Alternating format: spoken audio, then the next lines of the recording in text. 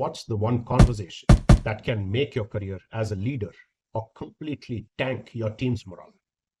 No, it's not the budget meeting. And it's not the strategy session. It's how you deal with failure. Now picture this. Your team just blew a critical deadline on a massive project. The client is fuming, the budget is short, and all eyes are on you. In that virtual meeting room, or should I say war room, you can feel the blame, the fear, the disappointment.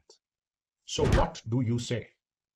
What's your next move to turn this all around without losing anyone's respect? Now, most managers mess this up. They either come in way too hot, pointing fingers and crushing morale, or they're too soft, dancing around the real issues, which just lets the problem get worse. Both the roads lead to the same place: a demotivated team, a loss of your authority, and a good chance the same failure happens all over again. But there is a third path. It's a specific communication strategy top executives use to not only fix the crisis, but to earn more respect from their team. This isn't about being nice, it's about being effective. In today's video, I'm going to walk you through the 5 steps of that strategy. So by the end of the video, you'll have a playbook for turning a moment of failure into a moment of powerful leadership. So let's start with step number 1, the private pre-mortem. The very first step happens before you even think about talking to your team. Most leaders, feeling the heat, just react. They storm into the meeting, running on pure frustration.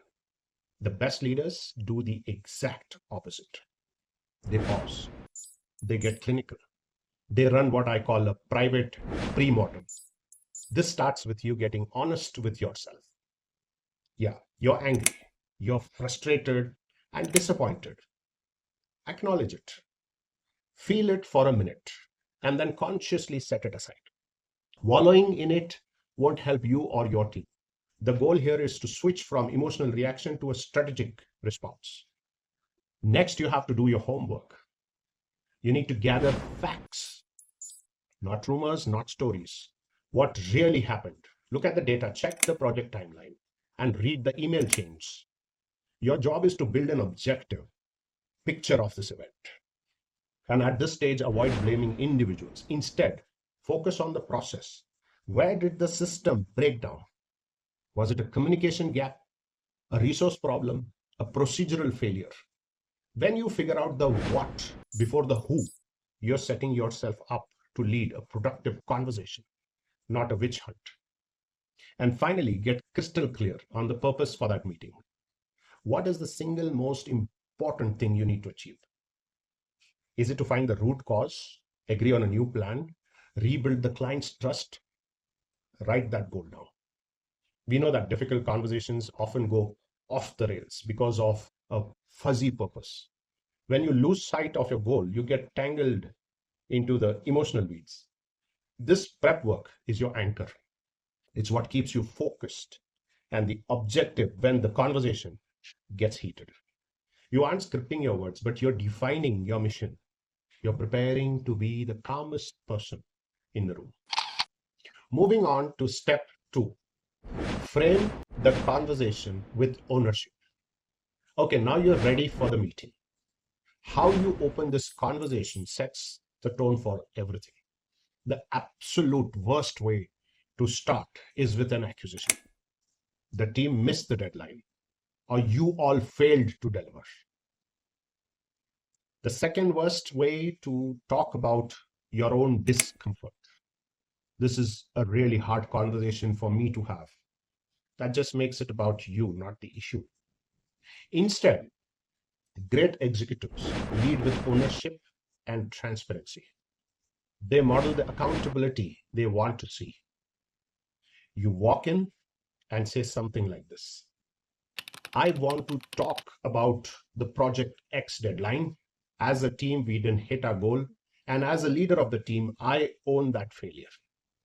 My only goal for this meeting is for us to understand what exactly happened without any blame, so we can build a plan to make it right and make sure it doesn't happen again. Let's break down what and why That works so well. First, you said we, not you. You framed the failure of as a team challenge, which immediately lowers everyone's defenses. Second, you explicitly took ownership. This is a huge move that builds trust. When you admit your part in the failure, you make it safe for other people to do the same. And third, you clearly stated your purpose. Just like you defined it in step one, this shows the team this isn't about punishment, it's about problem solving. You're not there to dwell in the past, you're here to fix the future. This approach instantly de escalates the tension. You've shown that you're there to lead, not to attack. You've created the psychological safety that's absolutely critical for an honest conversation. Moving on to step three, dissect the problem, not the people. Now that you've set the right tone, you can get into the heart of the discussion. This is where a lot of leaders trip up again by mixing up the problem with the people. Your goal is to dissect the failure and not criticize individuals in front of their peers. You can do this with a framework inspired by the work of Howard, which shows that every tough conversation has three layers: what happened, the feelings, and identity. First, you handle the what happened part, that layer. This is just about the facts. You guide your team through a collaborative look at the timeline of events. Ask open-ended questions that aren't loaded with accusations. For instance, instead of, why didn't you finish your part on time? You ask, what were the biggest roadblocks we ran into during the final week? This keeps the focus on the process, not personality. Use I statements to share what you saw. I noticed communication seems to get choppy between two departments. This works way better than you guys didn't talk to each other, right? The goal is to simply get to a shared, clear picture of the facts. Next, you have to acknowledge the feelings layer. A failure this big stirs up emotions, frustration, embarrassment, anxiety. Ignoring these feelings is a massive mistake. A good leader makes space for them. You could say, I know this outcome is frustrating for everyone, especially with all the hard work we put in. It's okay to be disappointed about this. By validating the emotions in the room, you show empathy and let the team process and move on. You don't have to fix their feelings, you just have to acknowledge them. And finally, stay tuned into the identity layer. A major failure can feel like a personal attack on someone's competence, shaking their confidence. Your job is to separate this one event from their identity as professionals. You can say something like, this one outcome does not define this team. This is a team of smart, talented people who have done great work before and will do it again. This is a problem that we are going to solve. This separates their actions from their character, which lowers the defenses and keeps them focused on the solution. Next comes step 4. Pivot from blame to brainstorm. So far, the whole conversation has been about understanding the past. Now you have to make the crucial pivot. It's time to shift the team's focus from what went wrong to what we are going to do next. This is a move from analysis to action, from problem to solution. You, as the leader, should not walk in with all the answers. That just disempowers your team. Instead, you facilitate a brainstorming session where everyone contributes. The best way to kick this off is with a simple, direct question. Okay, we have a clear picture of what happened. Now we have to think about how do we solve this together.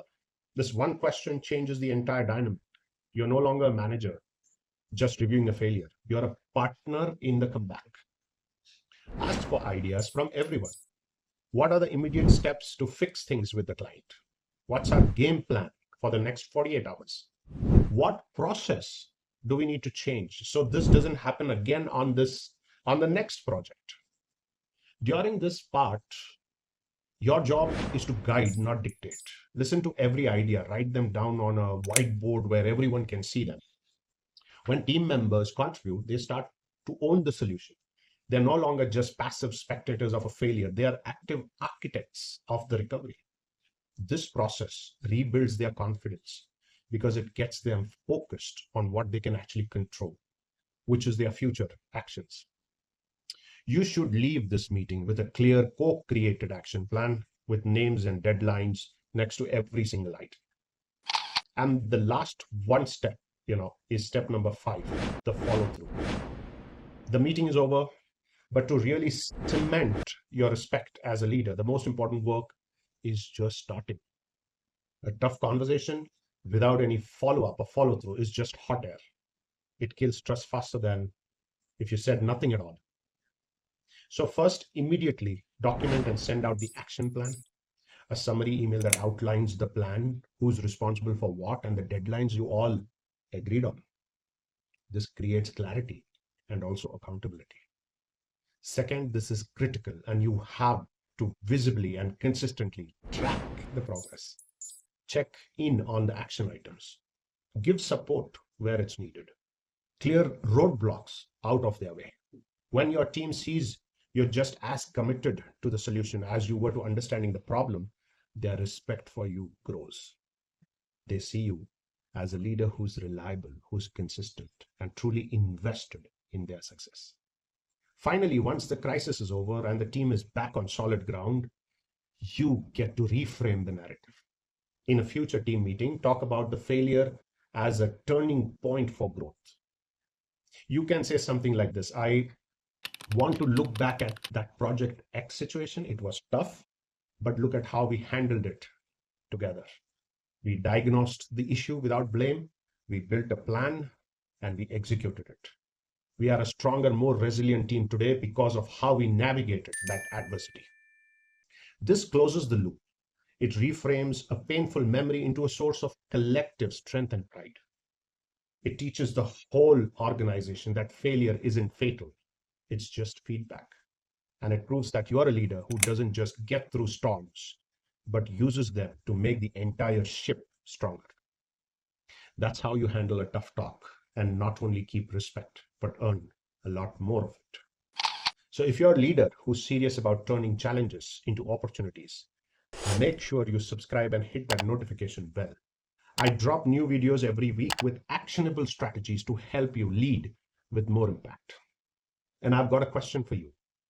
What's the most challenging conversation you've ever had to have as a leader? Share your experience in the comments below so we can all learn from each other. Leading your team through a failure is one of the hardest things you'll ever do, but it's also one of the most powerful. Any leader can look good when things are going well. It takes a real executive to handle a setback in a way that builds a more committed, a more resilient, and a more respectful team. The choice is yours. You can avoid the tough talks and watch your team's faith in you slowly fade, or you can face them head on with this strategy and become the leader everyone wants to follow. This is episode 4 of Executive Presence Mastery Series. Look out for the next one, episode 5, that is Meeting Leadership Without Authority. I'll see you in the next one. Keep learning.